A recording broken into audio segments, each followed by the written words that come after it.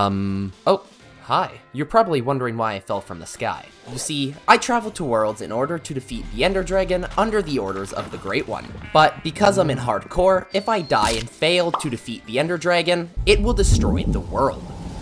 But as you can see, this world is different from regular Minecraft worlds, because it is one chunk and suspended thousands of feet in the air. So in order to kill the Ender Dragon, I have to descend all 11 levels to reach the end, and each level contains a different biome.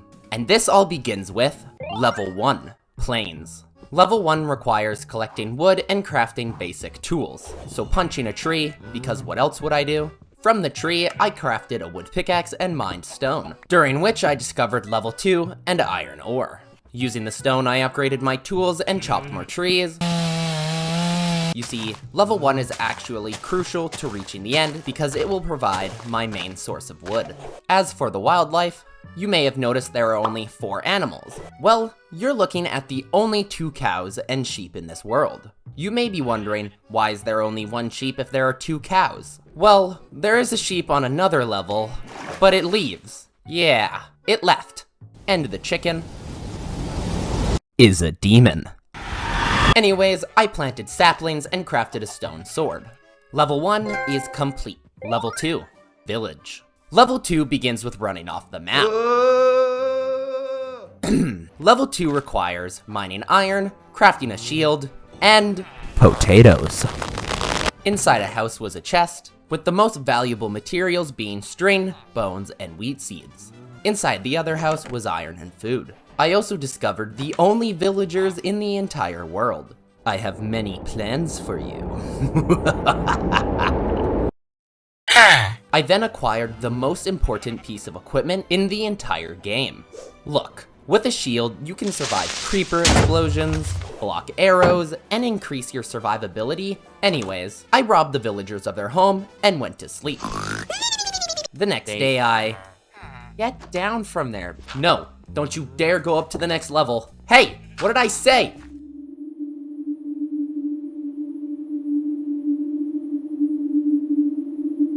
Underwhelming, isn't it? Anyways, I mined coal, built a staircase, and collected hay bales. Locating a diamond, using my iron, I crafted a pickaxe, and will collect the diamond shortly, because at the moment, I require a food source, so I expanded my farm. Behold, the potat! Remember how I said I work for the Great One? Now that I have a potato, I am one step closer to summoning the Great One. But I require even more potatoes, so I crafted a bucket. You see, a water source in Minecraft can hydrate 4 blocks horizontally for a total of 81 blocks. This will allow me to optimally farm potatoes and create a multi-layer farm in the future. Crafting bone meal, I harvested even more potatoes. Hollowing out level 1, I collected more iron and coal. I built cages for my animals and, oh dear God, and bred my animals. By increasing the amount of cows and chickens, I can acquire leather and feathers. With said materials, I can craft arrows and books. I decided to move into the villager's house. My house. Not only did I steal their land, I also stole their house. I figured it was time, so I mined my first diamond. By hollowing the levels, I can collect the max amount of resources. Guys, I think he's mad at me for stealing his house. Upgrading my defense. Level 2 is complete. Level 3, jungle. Level 3 begins... Ow! Level 3 requires collecting melons, jungle wood, and conquering a mob spawner. I then encountered my very first mob, a skeleton, and it shot me in the face. Ow! But with my superior strategy of hiding inside a tree, I killed the skeleton. I then spent the next 4 minutes slapping the crap out of 2 zombies. With the enemies defeated, I could return to the peaceful sounds of Minecraft. You see, I need melons to craft glistering melons for instant health potions. So removing the jungle, I built a wheat farm. Remember when I said I can build a multi-layer farm? Well, by placing the water source at the top, I can hydrate an infinite number of farm layers. Give me the seeds. Who said that? Did you say that?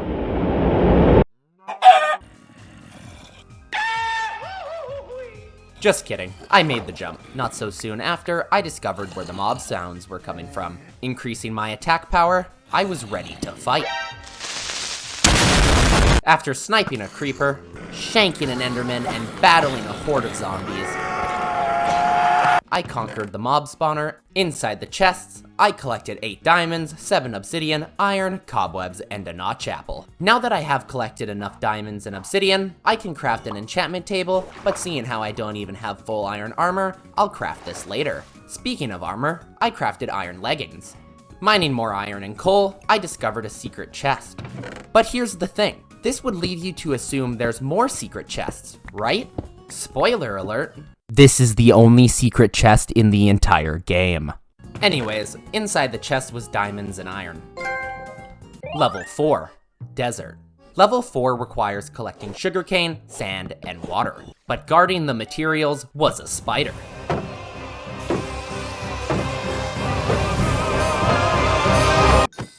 You see, by using sugarcane, you can make paper and sugar, which is necessary for crafting books and specific potions. With sand, you can smelt glass to craft bottles, and I'll talk about the water in a second. Crafting the rest of my armor. Now that I have access to level 4, I have infinite water. With the water, I built a water elevator. But in the interim, the potatoes had hit max capacity. So I built another layer, because who doesn't want more patats? It was time to summon the Great One. So let the Great Potato Harvest begin.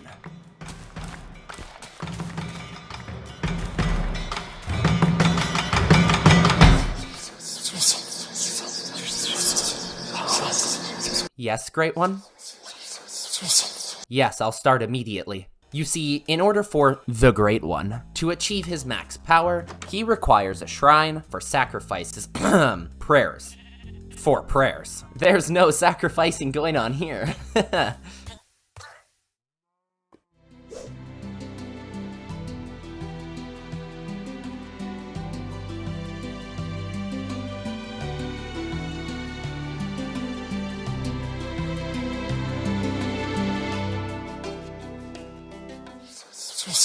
Yes, the Ender Dragon shall fall.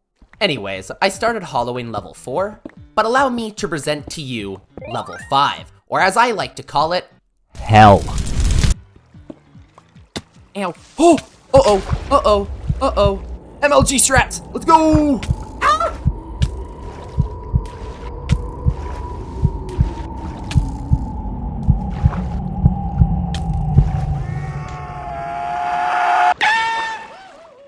Anyways, after experiencing the most traumatic 3 minutes of my life, I took out my anger on a skeleton. Oh, and I guess I reached level 5?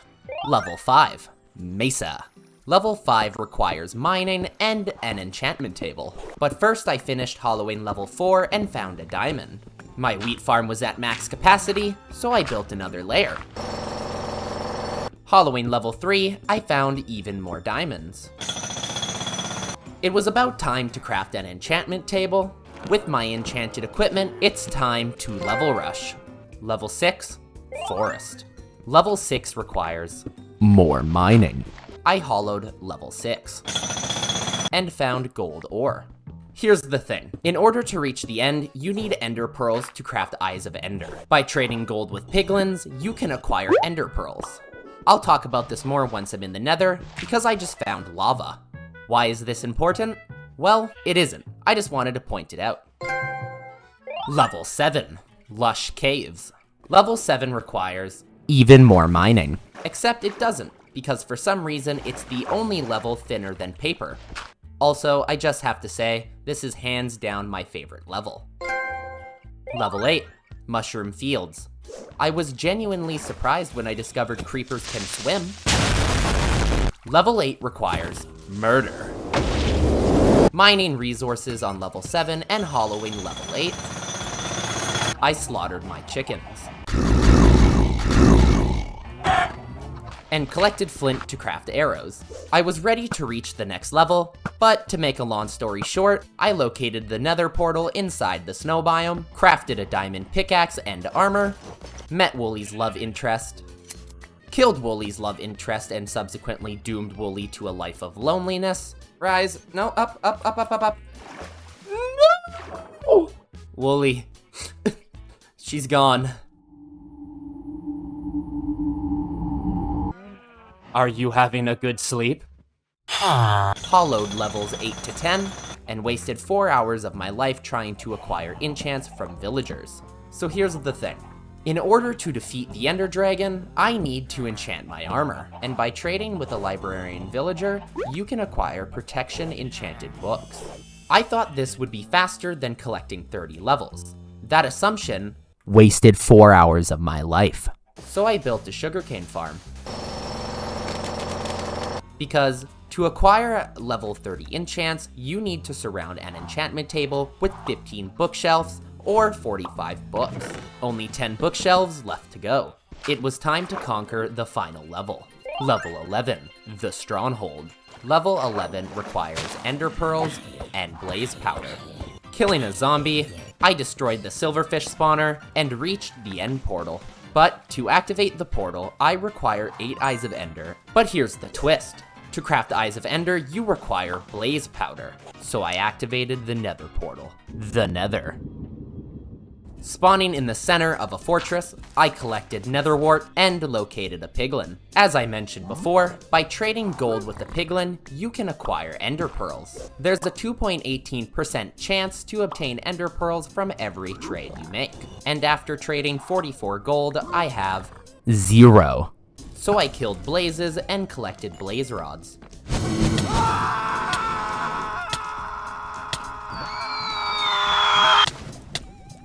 With blaze rods, you can craft a brewing stand and make blaze powder. Powering the brewing stand, it's time to begin potion time. With nether wart, you turn potions into awkward potions. With materials such as glistering melons, sugar, and blaze powder, you can craft instant health, swiftness, and strength potions. By using gunpowder, redstone, or glowstone, you can increase their length, effectiveness, or utility. Crafting the remaining 10 bookshelves, I enchanted my chest plate with protection 4. Alright, here's the thing. I require ender pearls, and because I don't have any more gold, I have to farm endermen. And I hate endermen. So exploring the nether, I collected glowstone and mine quartz for levels. Enchanting a diamond pickaxe with efficiency 4 and unbreaking 3, I located a warped forest. Because endermen are the only mobs that can spawn in a warped forest, their spawn rates are increased. And because endermen are 3 blocks tall, you can create a platform 1 block above you. This allows you to easily farm endermen.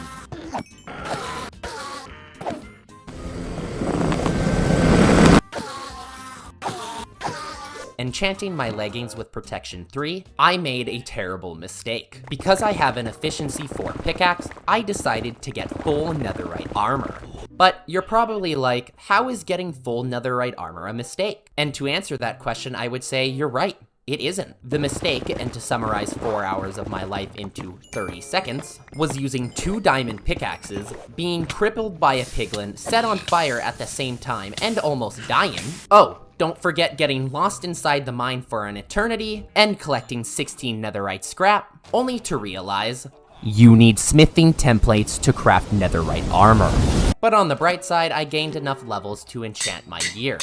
With my equipment fully upgraded, it's time to kill the Ender Dragon. Making my final preparations, I crafted instant health 2 potions, a golden apple, and arrows, turning them into spectral arrows using glowstone. Lastly, I crafted the Eyes of Ender. But there is one thing I still require, so shooting a flare into the sky, I summoned a phantom. In order for phantoms to spawn, the player cannot sleep for 3 days. So the fact that a phantom actually spawned 20 seconds after I shot the arrow is crazy. Killing the phantom, I acquired a phantom membrane. You see, with a phantom membrane, you can brew potions of slow falling. I'll talk about this more once I'm in the end, because now that everything is prepared, it's time to say goodbye. Here's the thing, once I enter the end, there's no returning back to this world. If I defeat the Ender Dragon, I'll move on to save the next world. So it's time to say goodbye.